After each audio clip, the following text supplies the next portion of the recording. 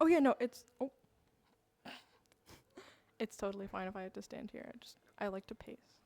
Yeah, another thing is you can bring, because this is wireless, so you can bring the keyboard even to over there and stuff. Yeah. So just walk around with a little keyboard. Or Yeah. set it on that table. Yeah. They're both supposed to be playing. Did one of them died? That's sad.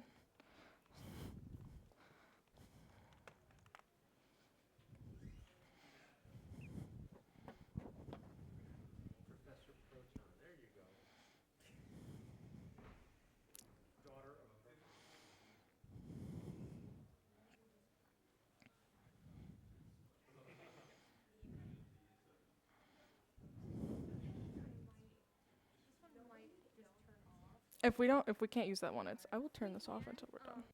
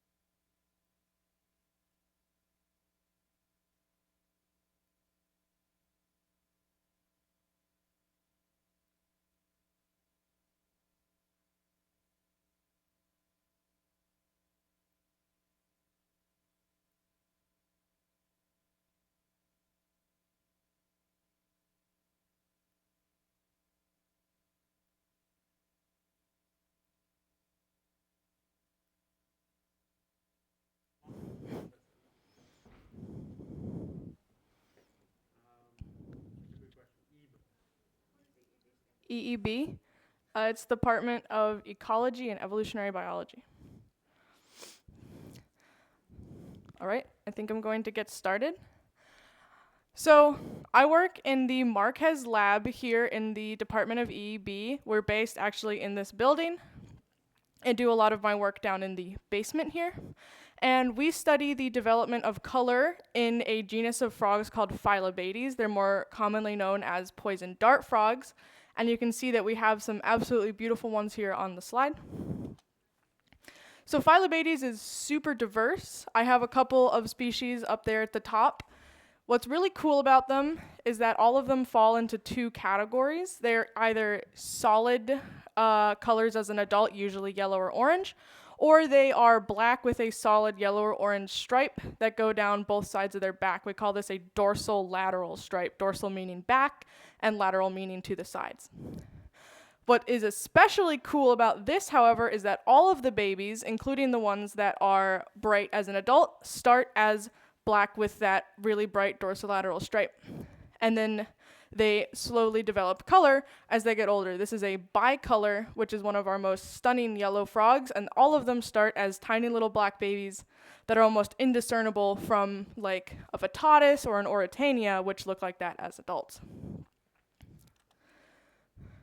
Now, what happens here? In 1960, this sort of difficult to understand diagram was produced by Taylor and Bagnara.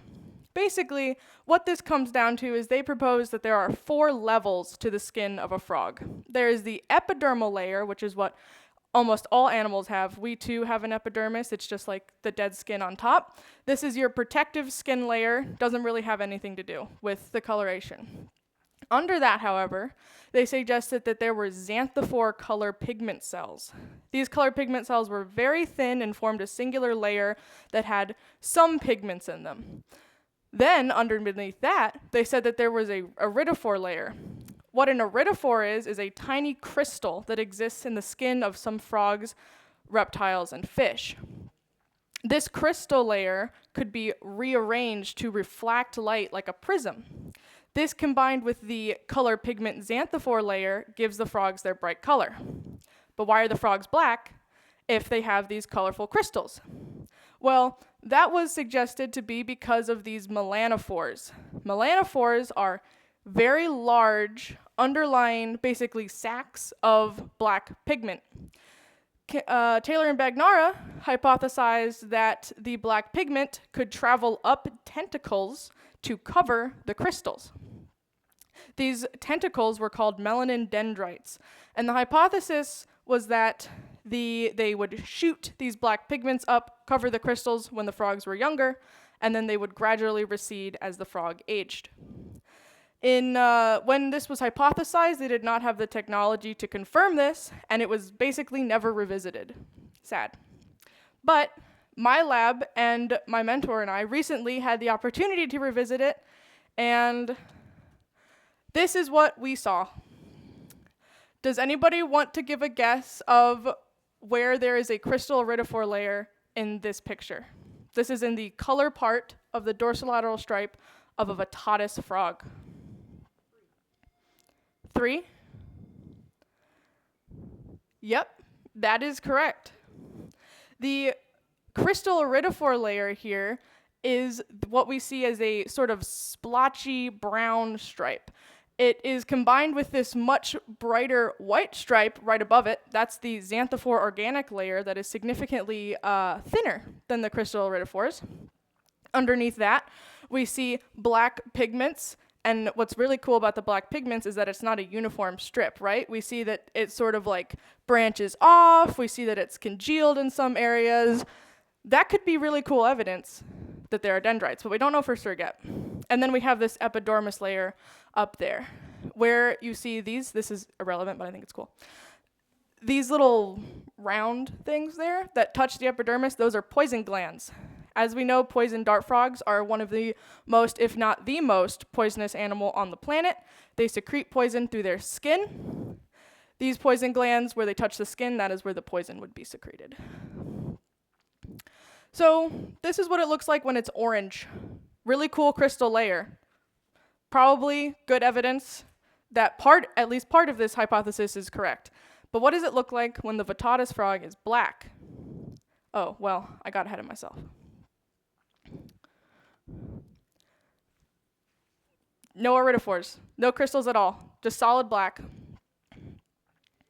This is pretty epic to me, at least. When we saw this under the microscope, we were going crazy. Because this is pretty definitive proof that something is happening. They're not making the black color with those crystals, right? If they were making the black color with the crystal, we would still see that white crystal stripe up against the epidermis. But we don't see it at all. Instead, we have super thick melanin touching the epidermis and absolutely no sign of the crystal iridophores at all. So that was just the Vitatus. We looked at a bunch of different species. Specifically, we looked at 4.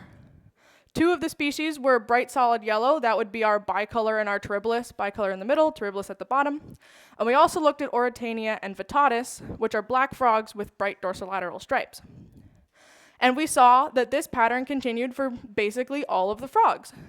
Where they were in the center for Vitatus and Orytania, which is black on the frog, we see that they have thick melanin touching an epidermis. That would be this one and that one. Where we see bicolor and terribilis, which is a bright yellow frog, we see that there is some melanin that is underneath a bright white crystal stripe. That'll be this one and this one. And then all of them have a dorsolateral stripe. In the bicolor and the terribilis, they do technically still have a dorsolateral stripe. It's just that the dorsolateral stripe is the exact same color as the rest of the frog, so you can't really see it. And for that, it is all a bright crystal stripe touching the epidermis with some melanin underneath it. So this is pretty good evidence that in 4 species of the genus, the crystal iridophore layer is what determines the color. It has to have a crystal iridophore layer in order to be a color that isn't black. And it has to have melanin touching the epidermis in order to be black. That's really cool. But now we have to think about, why is all this melanin under here in a bright frog? What purpose does it serve? Because we know that bicolor and terribilis used to be black when they were babies. So is this melanin that used to be up on the epidermis, or is something different happening during the course of these frogs' lives? So we looked at Phyllobates terribilis in particular. They are this beautiful orange, yellow, and mint green color when they are adults. And we looked at the exact same little area in the center of their back. So here I have these boxes to show you where exactly we took it from. This is the adult Terribilis. Epidermis, beautiful crystalline layer. Usually when we look at these frogs under a microscope, we are not able to discern between the xanthophore layer and the iridophore layer. It usually just looks like one bright white stripe, but in this one you can clearly see where the brown crystals are and the thicker white xanthophore layers. Fun fact, the iridophore crystals are brown because they have been shattered. They are so big in this frog's skin that when we cut the skin samples to look at them under a microscope, they literally shatter. And then we see some very sparse subsurface melanin. Now we look at a baby, same species. Absolutely none of that beautiful crystal iridophore layer that I just described. Instead, it is absolutely solid black touching the epidermis. Really cool, because now we know that there is a change that goes on within these particular mechanisms throughout the course of the frog's life. Because if this is the baby and this is the adult, clearly something has changed here. So we want to try to catch it sort of in action. Because tadpoles obviously are one of the most, I think, fabulous creatures in all of the animal kingdom. They start as these little like blobs basically. They grow limbs, they lose their tails, their eyes turn huge, their entire inner workings change. But what we wanted to look at here was what's happening underneath the surface. Because these frogs aren't just undergoing transformation on the outside, they're undergoing transformation underneath their skin. So let's try to catch it in action. This is a 64-day-old frog. We count their ages from when they are eggs, so this does seem old, but this is a frog that has just changed from being a tadpole. This is what it looks like under a microscope.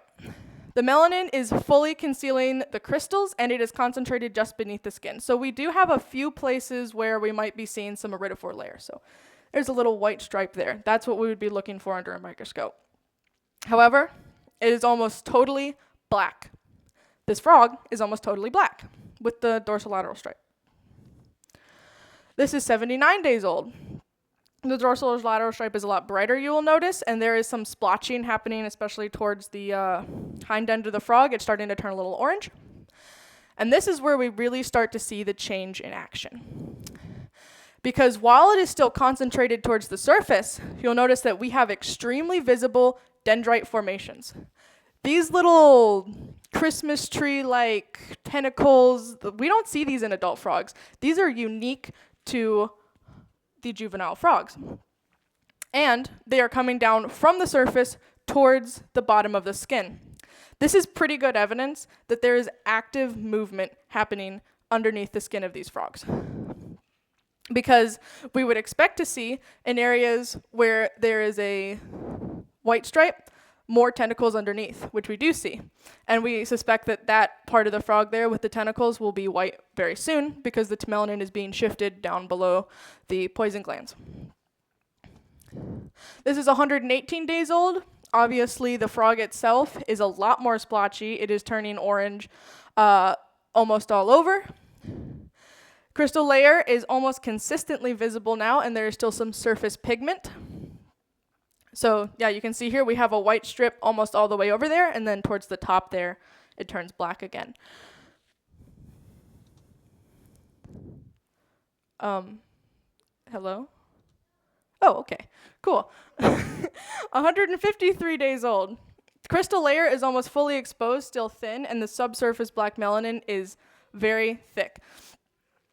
This looks pretty good. This almost looks like an adult frog. We have very consistent white stripe there. The subsurface melanin is still pretty thick, but we would expect to see that, especially because this frog is still pretty dim compared to what they look like. We haven't completely looked at it yet. This is sort of our next field of research, but we do think that thickness of the crystal iridophore layer may have something to do, just because if you have colorful reflective crystals and underneath that is like a few solid millimeters of black melanin, you're probably not going to get as vibrant a color. But yeah, this looks like an adult frog with just some subsurface melanin, and we see here in the adult it only has a few black patches left. So we put that all together and we get a really clear view of what this change looks like on the like almost to the microscopic level. We have the baby and then it grows, we see the dendrites, we see the peeking through of the crystal layer to almost a thick or to almost a consistent crystal layer. Finally, we see that there is a thick crystal layer with very thin melanin dendrites as the melanin decays because the frog has no reason to be keeping it up. The frog is bright yellow. It doesn't need the melanin anymore. So this would be the life cycle of the color cycle of the average Phyllobates terribilis frog. Why do we care?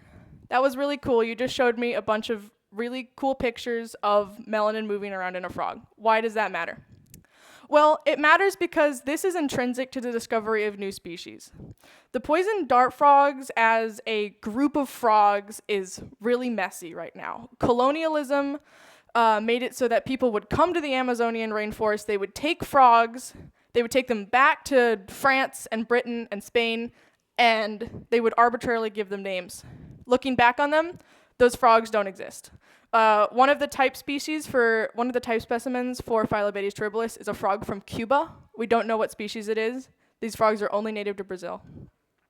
So by looking at these frogs through this microscopic lens, we can track which species in the genus have similar methods of development. Which of them don't have similar methods of development?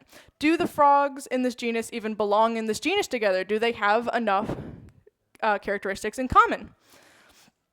We also get a new understanding of evolution, ecosystems, and conservation. These poison dart frogs are not only endangered, but they are very specific. Oftentimes, you will have a square mile patch of land in the Amazon where maybe this mint green Phyllobates terribilis likes to live, right? Across a 2-foot wide pond, you will have a species of Oritania that looks totally different, and they live there. We don't know why they do that. So understanding these mechanisms, understanding how these mechanisms are related, how they impact how the frog is attacked or hunted by predators, how it helps them in breeding, that's super important to understand why these minute differences happen.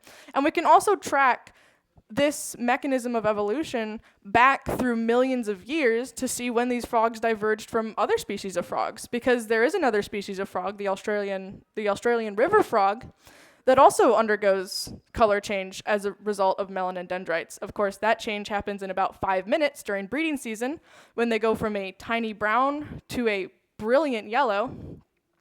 So a little bit different than ours, which happens on the scale of about 100 days, but same mechanism. Is that convergently evolved? Did they evolve it twice with no connection between the species? Or was there some sort of frog ancestor dating back millions of years before even the continents shifted apart that led to all descending species having some sort of melanin transfer system? There's medicines and synthetic materials. I will say poison dart frog venom or poison has been used for all sorts of different things. We don't even know what it could be used for other than, obviously killing things, but there are things out there that have been proven, especially in the Amazonian rainforest, to have unforeseen uses. Respect and conservation of these animals will help us, but it also helps them because in the end, these are amazing animals with amazing specific habitats, and they deserve our respect. And understanding how they develop these bright, beautiful colors, and understanding what they need as babies, how they develop into adulthood, that's just a cool thing to know. It's just a cool thing to know about the planet and these beautiful animals that, you're never going to see these in the wild. They're tiny. They live out in the middle of nowhere. But we can still understand and respect them. And that's basically everything. I personally love these, so enjoy some more pictures. These are our Phyllobates terribilis looking as if they are discussing something very important.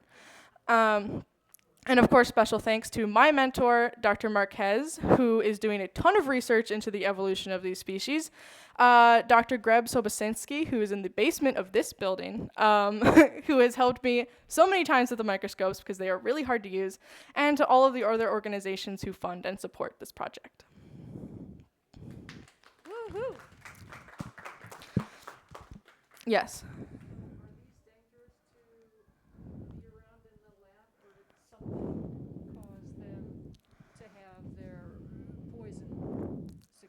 That is a great question. These are not dangerous to be around in the lab because poison dart frog poison comes from their diet. They eat very poisonous ants, and it becomes so concentrated in them that they are able to secrete this poison. The ones that we have in the lab are fed springtails, which are tiny little insects, and fruit flies. They get everywhere. Let me tell you, I am responsible for feeding these things. But they are not poisonous. We can handle them safely. We try not to because it stresses out the frog, but I have had a few try to make it for freedom, and we've had to catch them. So that was really fun because they are really small. Any other questions?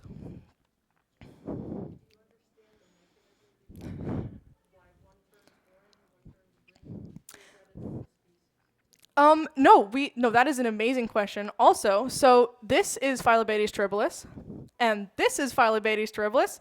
Same species, different colors. No, we don't know why they do that. The different color morphs are typically found on like different sides of a tiny little river. There was some research done by a colleague of mine who was actually trying to prove that this mint morph is a different species, but we found out that it is the same species. Like everything, they can interbreed, they're functionally the same. It's just that these, for some reason, developed a mint green color. So this is part of the ongoing research into, we want to understand these creatures. Like we want to understand why the color happens so that we can understand why some of them are green and why some of them are like orange. It's very unusual, and no, we don't know why it happens. Any other questions? I got a microphone in case you want to speak up. I have a question. Can I ask a question? Oh yeah, obviously. Of course. So in your second slide, you showed that nice diagram of the layers of the skin. Next one. Yeah. And you mentioned that there are other organisms that have this layering, like some fish, some other reptiles and amphibians. Has this process been observed in anything other than frogs? Not that I know of. This melanin dendrite formation seems to be very unique to frogs right now. Not saying other organisms don't have it. It's just not very well studied.